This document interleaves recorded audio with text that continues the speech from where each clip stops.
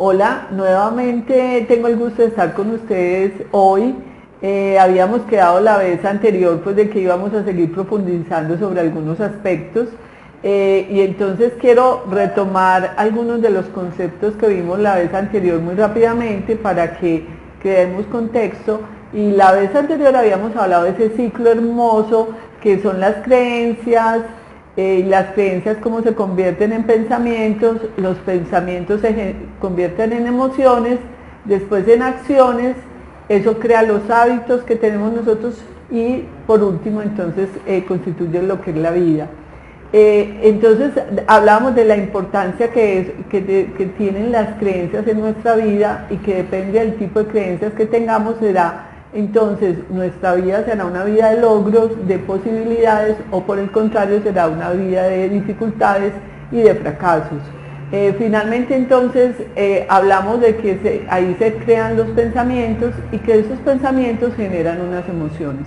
Las emociones no son buenas ni malas como nos han hecho creer. Nos han dicho que hay unas emociones que son malas, por ejemplo que la tristeza es una emoción inadecuada. No, la tristeza es una emoción que es necesaria en determinados momentos de la vida. Si estamos ante una pérdida, por ejemplo, de un ser querido, es normal que estemos tristes. Lo importante es cómo gestionamos nosotros esa tristeza. ¿Hasta cuándo esa tristeza nos va a durar a nosotros en la vida? ¿De qué manera entonces yo empiezo a entender esa pérdida de ese ser querido y cómo esa pérdida me puede entonces a mí servir de aprendizaje para reconocer ese ser humano que se fue, todo lo que aprendí, toda la gratitud que debo sentir por él?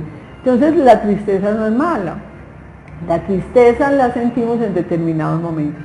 Igual que tampoco podemos vivir en alegría permanente, porque entonces obviamente también dejaríamos de gestionar y de lograr cosas, porque pues finalmente estamos a toda hora eufóricos, pletóricos de todo lo que nos pasa y entonces estamos dejando de gestionar cosas. Entonces las emociones son una realidad, son necesarias del ser humano.